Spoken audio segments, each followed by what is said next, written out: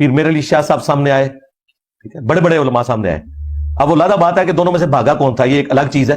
مجھے جو قادیانیوں نے مواد بھیجا ہے اس میں تو یہ لوگ بھاگے ہیں اور پروگرام نہیں ہوا.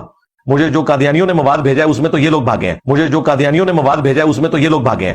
پھر 1937 میں ڈیتھ ہوئی ہے پیر میر علی شاہ صاحب کی, جو یہ کہتے ہیں بہت بڑے ہمارے جی ہیرو غلام احمد قادیانی کے خلاف کھڑے ہوئے تھے. وہ بھی ہمیں تو اب کچھ اور ہی سننے کو مل رہا ہے کہ نسیا کیڑا سی دوئیں چو. وہ بھی ہو سکتا ہے کچھ عرصے تک میری ویڈیو آ جائے کہ دوئیں چو نسیا کون سی.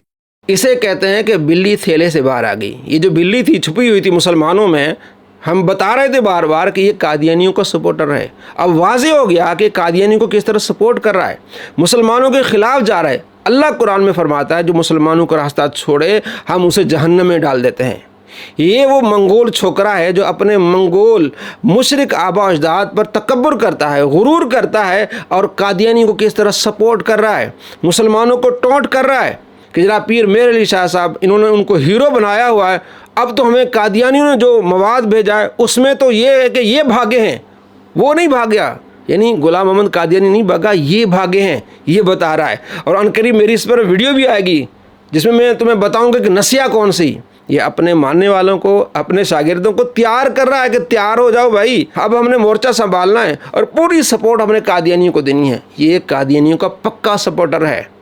جو تمہیں قادیانی مواد بھیجا ہے نا, وہ خود مرزا قادیانی اپنی کتاب میں لکھ کے گیا ہے کہ جناب علی میں بھاگا ہوں. اس کی کتاب روحانی خزائن دیکھ لیں, جلد 17 صفحہ نمبر 449 پہ کیا لکھ رہا ہے. اور اگر پیر میر علی شاہ صاحب مباحثہ منقولی اور اس کے ساتھ بیعت کی شرط پیش نہ کرتے جس میں میرا مدعا بالکل کل عدم ہو گیا تھا, تو اگر لاہور اور قادیان میں برف کے پہاڑ بھی ہوتے اور جاڑے کے دن ہوتے تو میں تب بھی لاہور پہنچتا اور ان کو دکھلاتا کہ آسمانی نشان اس کو کہتے ہیں. اس میں واضح بتا رہا ہے کہ جناب علی میں نہیں آیا.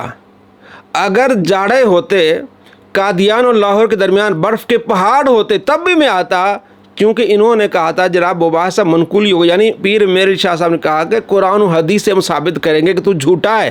کہتا نہیں جناب علی میرے اوپر تو وہی نازل ہوتی ہے, اس سے نہیں ہم ثابت کریں گے. یعنی بہانہ بنا کے بھاگ گیا. یہ اپنی کتاب میں اس نے لکھا ہے کہ جناب علی میں خود نہیں آیا. مرزا جیلمی جو تجھے قادیانوں نے مواد پیش کیا تھا وہ تو دور کی بات رہی, مرزا قادیانی خود مان رہا ہے کہ میں نہیں آیا تھا.